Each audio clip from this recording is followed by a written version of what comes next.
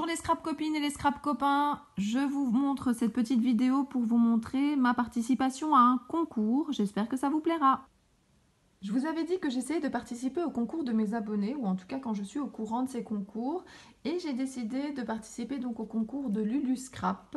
Et Lulu Scrap, le thème de son concours, c'est une création avec du gold, du blanc et du noir. Et moi j'ai décidé de lui faire cette création ici. Alors, je vais l'enlever parce que je l'ai mis dans une petite pochette. Vous savez que j'aime bien, pour l'instant, envoyer mes ATC dans des petites pochettes. Ce sont des petites pochettes pour normalement cartes Pokémon. Donc voilà, je le retire de la pochette pour que vous ayez moins de reflets. Alors, qu'est-ce que j'ai fait? D'abord, le papier de fond. Donc, c'est collé sur un papier beige comme ça. Mais le papier ici de fond, donc c'est du gold. Et en fait, je l'ai chiffonné. J'ai chiffonné mon papier pour donner cet effet, là, vous voyez. Bon, moi, j'aime bien. Et alors, j'ai pris donc un bocal, donc c'est une découpe bocal. J'ai mis du gold dessus. J'ai collé une découpe du calendrier Saga Post Scrap. J'ai trouvé un petit, alors je ne sais pas si on peut dire sentiment, mais en tout cas, j'aime bien mettre un mot. Et là, c'est pour lui dire bonjour. Et puis là, j'ai utilisé du Nuvo, donc pour faire les petits dots. Voilà, et c'est du gold clair. Je ne sais plus le nom exactement, je ne l'ai pas tout près de moi. Et donc voilà, j'avais encore envie de vous montrer donc cette petite création que je lui envoie pour son concours. Je viens de terminer ce que je veux mettre dans l'enveloppe pour le concours de Lulu Scrap, donc de Lucie. Donc la création, vous l'avez vu, j'ai accroché un petit mot à l'arrière de la pochette plastique. Je vais également lui mettre ses stickers. Là, il y a un peu de rose, mais pour le reste, j'ai essayé de rester dans les trois couleurs qui sont gold, blanc et noir. C'est les couleurs de son concours. Vous avez ici une planche de tamponnage avec les mots que j'utilise régulièrement sur mes ATC. Alors, je lui ai mis une série de découpes. Alors, si je veux vous montrer, il va falloir que je lâche une main, ça va être un petit peu plus difficile. Alors, il y a beaucoup de découpes qui viennent du calendrier Saga Post Scrap. Alors, je vais peut-être tourner ceci pour vous montrer. Donc voilà, il y a ici l'ours. Je lui ai également mis le mur avec les taches. Je lui ai mis ici les villes qu'il y avait aussi dans le calendrier.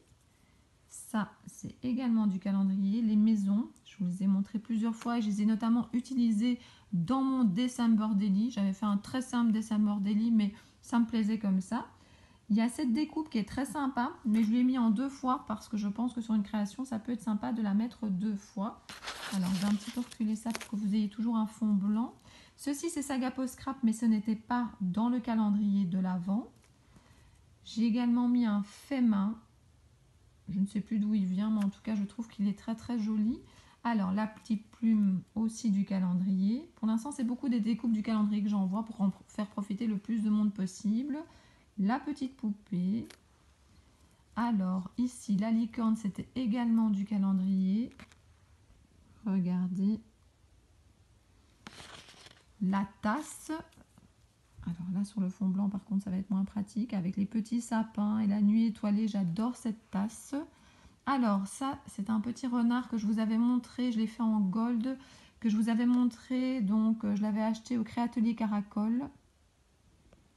Et il y avait notamment avec cette petite bulle avec le cœur. Je trouve assez sympa.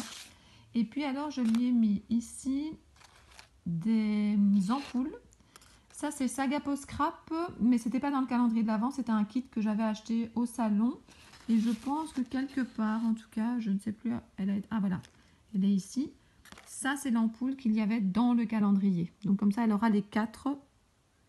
Et puis, je lui ai mis, qui est à l'envers là, mais le petit moulin à vent. Donc voilà, je lui ai mis ces découpes-là. Je lui ai mis également un petit cadre Hello, un petit dice. Et pour terminer, deux petites breloques avec marqué 2019. Donc je vais tout bien remettre dans les pochettes ici. Et puis je lui enverrai ça. Avant d'envoyer, je tenais encore à vous montrer quelque chose. Alors, en Belgique, notre souci entre guillemets, c'est qu'un timbre, ça va donc jusqu'à 50 grammes. Donc ça, c'est déjà mieux que ce que vous avez, je pense, en France.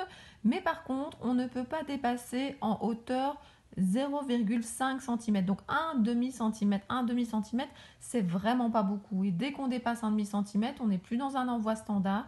Et là, on doit mettre directement 3 timbres. Donc moi, je m'arrange toujours, et c'est pour ça que je voulais vous montrer.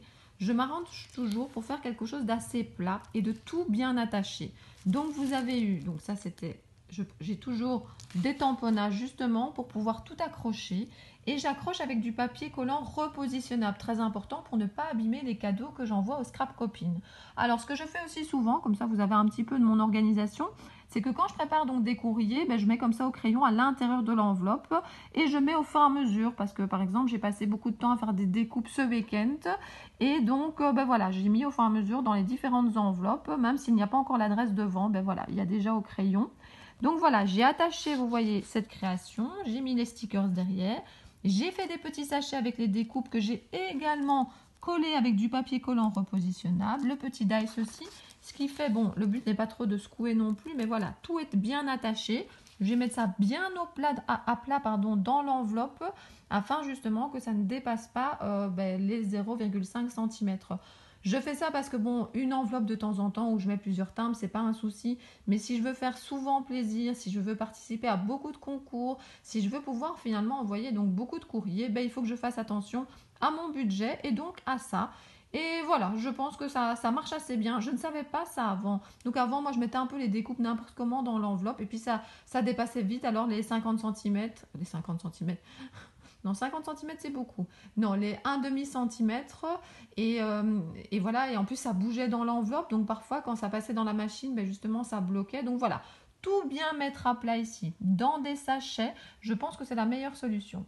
J'espère que cette mini vidéo vous aura plu. Donc je vous remontre la création que je lui ai fait. Il y a un peu de reflet parce que c'est dans une petite pochette.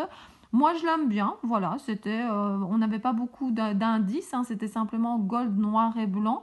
J'avais envie d'utiliser du matériel que je possédais, notamment ici l'ours de chez Saga Post Scrap. J'avais envie de changer un peu ma méthode de fond, donc j'ai plié le papier. Voilà, moi je suis contente d'envoyer ce petit envoi au concours de Lucie. J'espère que ça lui plaira. Moi je vous dis à très bientôt pour d'autres vidéos.